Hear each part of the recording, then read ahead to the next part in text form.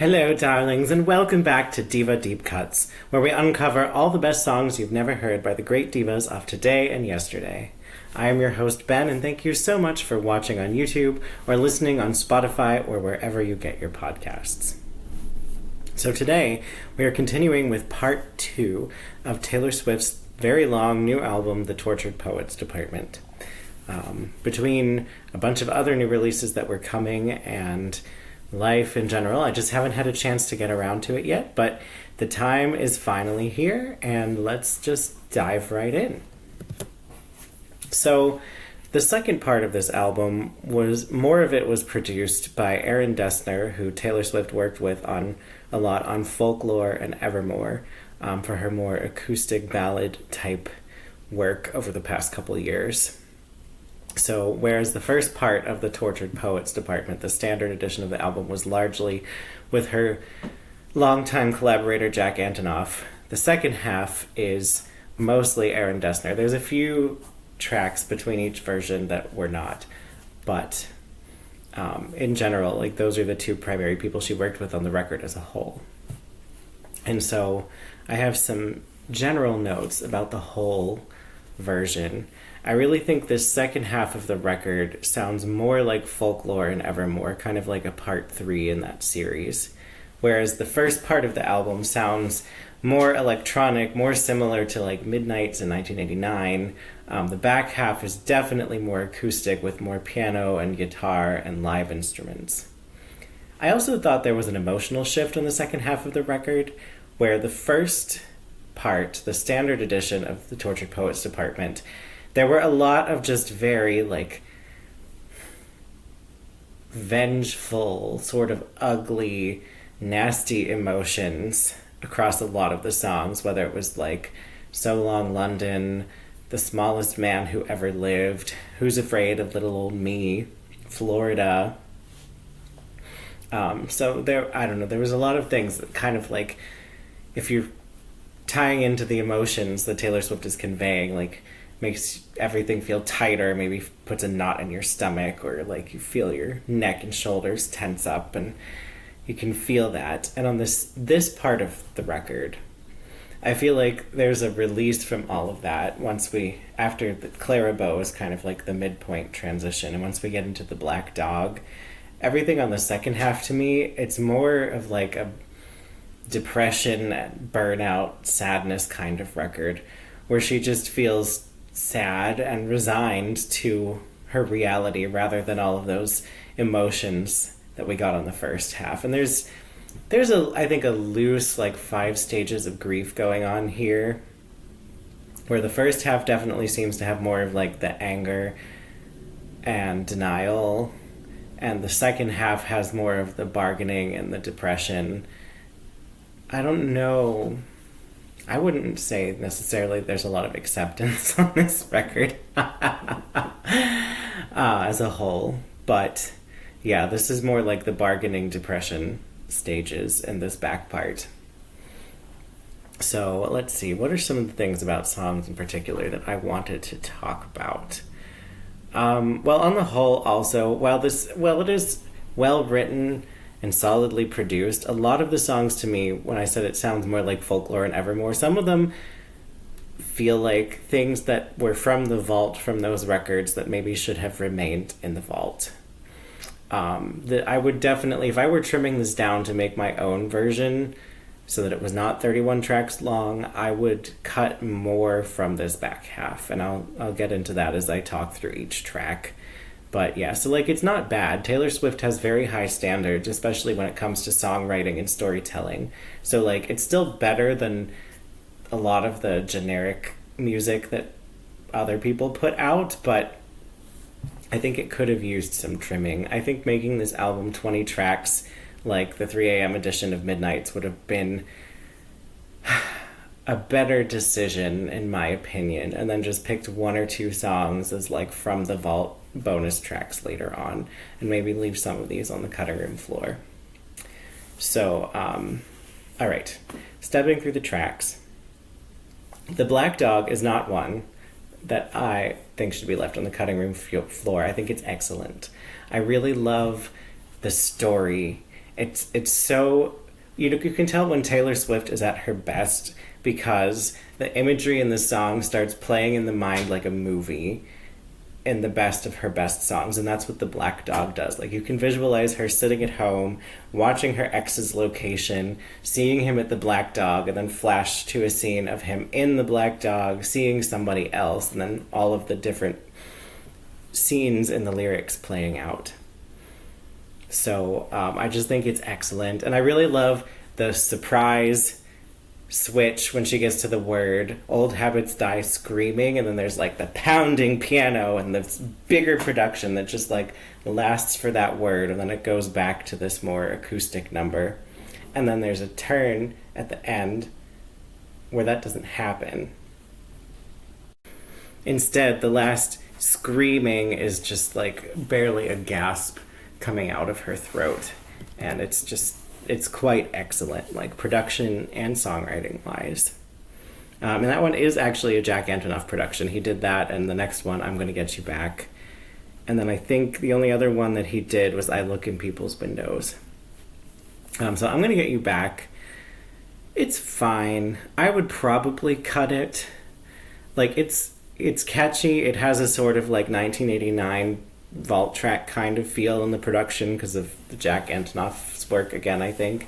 And I keep just thinking it's like the grown person's version of Olivia Rodrigo's Get Him Back from her second album, Guts. But it's almost like too mid-tempo and laid back that, I don't know, I feel like it could have been punchier. Like, it feels like she's just tiredly laying on the couch and being like, I'm not sure if I want to date this person again, or get revenge on them. But as soon as I get off of this couch and get an idea, I will get you back. But for now, I'm just going to lay here and do nothing. That's like the vibe it gives me. So like, it's fine. I enjoy it, but it's not like my favorite. But the next one, The Albatross, is another one that I love on this half of the record. It's very cinematic. Again, I can imagine like a movie about this mysterious figure of the albatross who's like this maybe magical, maybe not female figure that all the townspeople hate or fear, and that she swoops in and causes problems. And there's this male figure, and then when that male figure is facing the scorn of the people in town, then Taylor Swift is the albatross sweeping in to pull him out of this toxic situation and fly off into the ocean to safety. And yeah, I just always think of like a movie or a graphic novel, or expanding on that concept of the albatross into like a short film or something, I think would be cool. So yeah, that one I like. The next couple, Chloe or Sam or Sophia or Marcus, and How Did It End? They're both nice. They have some sad lyrics. And the first one, that's one to me is very like Folklore Evermore. Scrap is what it sounds like. Like the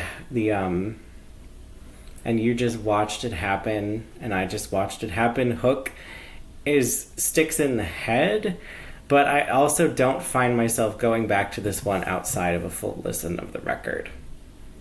The same thing with How Did It End? It has some really nice piano work. It's very like sad, exhausted, and I like that the second verse reflects back like the public scrutiny and interest in her personal life and people wanting all the details. Like, the first verse is very personal about, like, it's over, but I don't know how it ended between us. The second verse is, oh, God, like, 500,000 people want to know how the relationship ended, like watching the tabloids and the gossip blogs and the talk shows, and they want to know. And it also adds to that layer of exhaustion of just like, oh, God, people want it all tied up in a nice bow of how this story ended, and I don't even know how it ended. I just know that this relationship's over. But it's a little bit sleepy to me in production, so it's also one that I don't go back to unless I'm just putting this album on and letting it play. The next track, though, so high school. It's very like 90s, late 90s, Alanis Morissette, Lilith Fair type of number, and I really, really enjoy that. It's catchy, it's breezy, it's light. It has some, a mix of organic and synthetic, or that feels like the wrong phrase, of live and synthesized instruments and the production, and it just is like so euphoric compared to most of the rest of the record. I think the alchemy on the first half is really the only one that is kind of parallel to this one. So I like it. I would not mind for those people who were like, oh, this should be a single. I would not mind this at all. It's very like summer, early fall. I think it would be very cool for like back to school time in the fall to launch it then with like just a bright, sunny video. For I Hate It Here, the next track, it is very catchy and soothing. Although that opening and closing line about the poet trapped inside the body of a finance guy is a little weird. And while it's catchy and it gets stuck in my head and I probably would keep it, at the same time I have concerns about using such strong language, like speaking. I'm one that doesn't want to create self-fulfilling prophecies about the results of climate change or political results.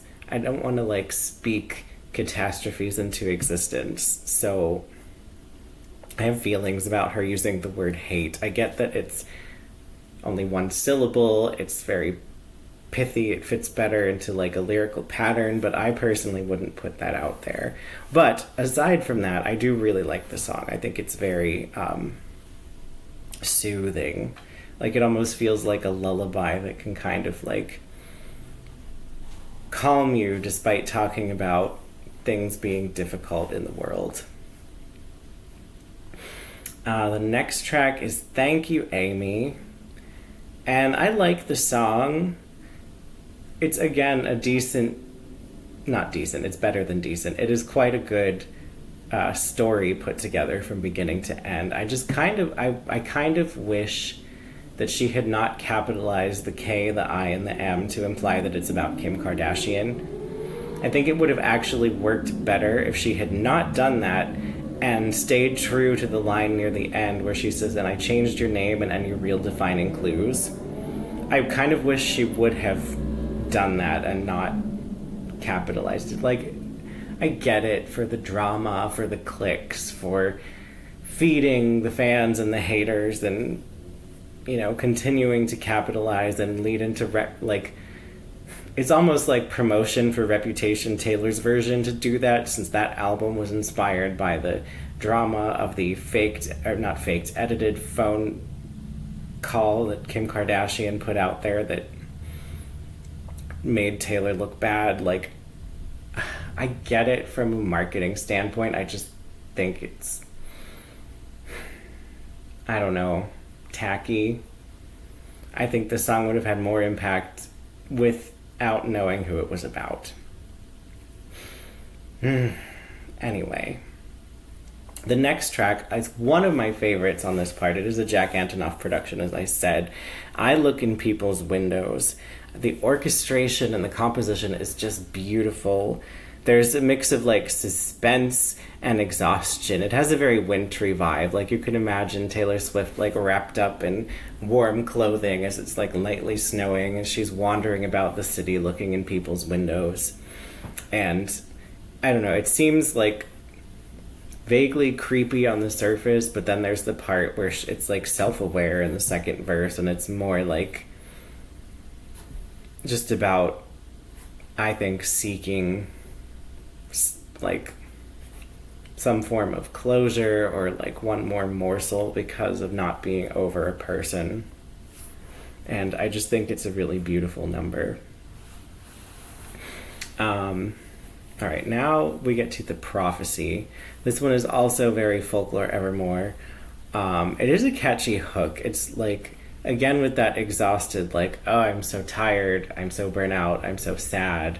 Can someone please change the prophecy? But I did, I did make a joke about this one online about one of the part of the hook where she says, "Who do I have to speak to change the prophecy?" about Taylor Karen Swift, but having to speak to the manager to change the prophecy about her life. But that's not really the vibe of the song. It's just kind of being about like, oh, it feels like I keep repeating the same patterns and there's some kind of prophecy about my life. And how can I, make a change to break these patterns?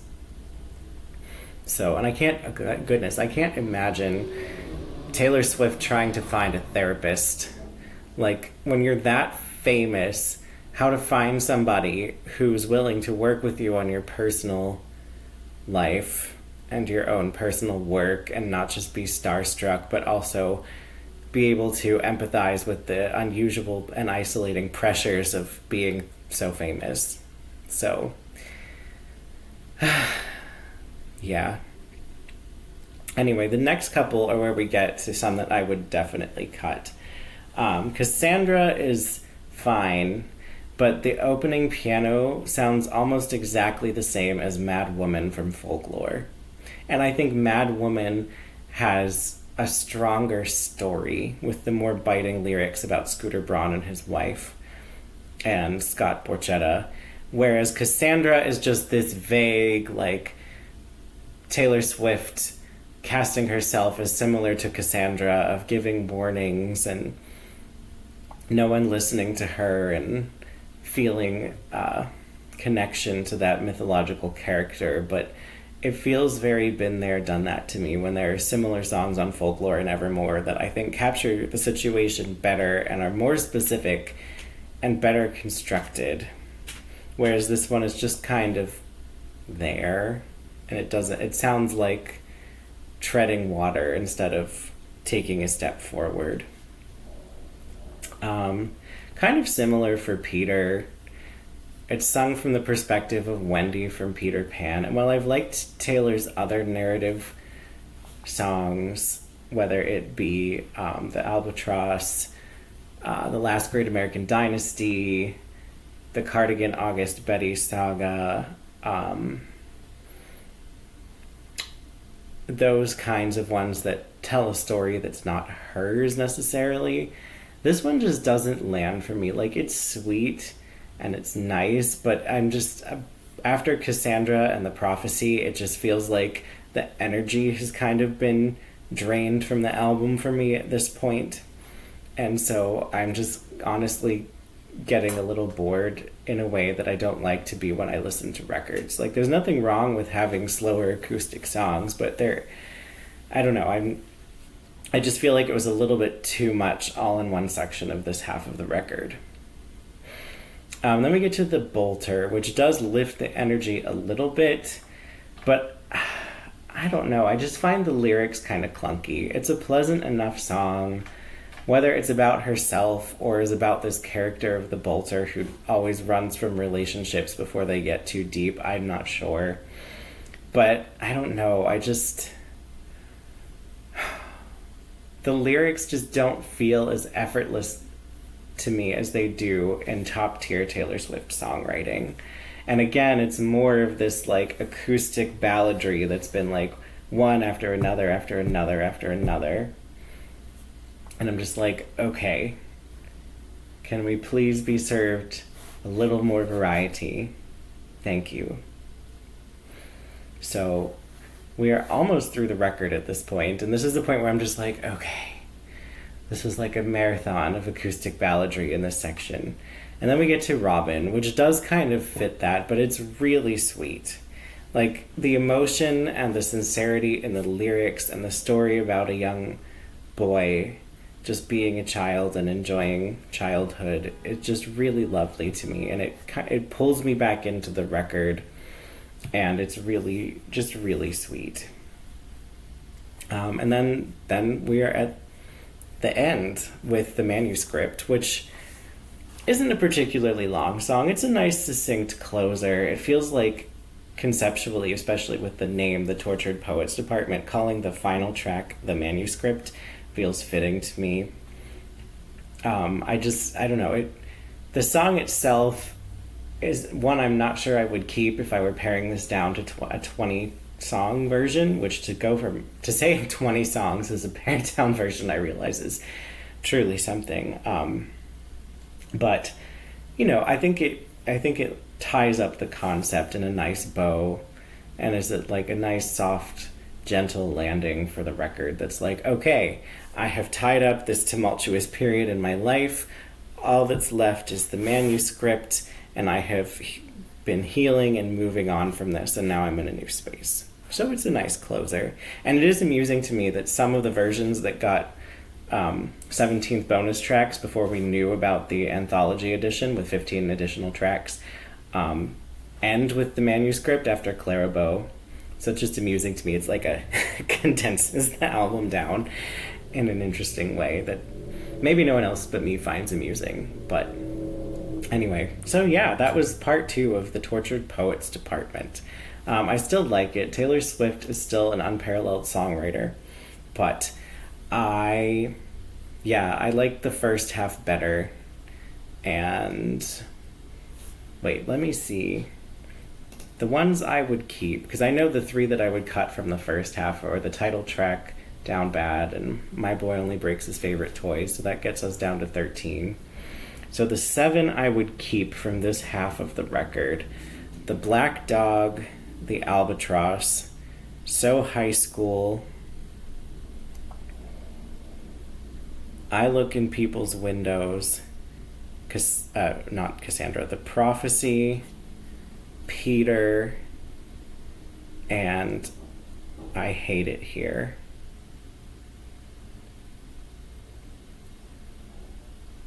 I'm torn between The Prophecy and Thank You, Amy. But yeah, those are the ones I would keep to like trim it down to 20 track record. So anyway, I hope you enjoyed. Please let me know in the comments, what are the songs you like from part 2? Do you agree with my assessments? Do you not agree? I just love to hear it all. So again, thank you so much for watching and listening on YouTube, Spotify, or wherever you get your podcasts. And I will see you next time for the next album.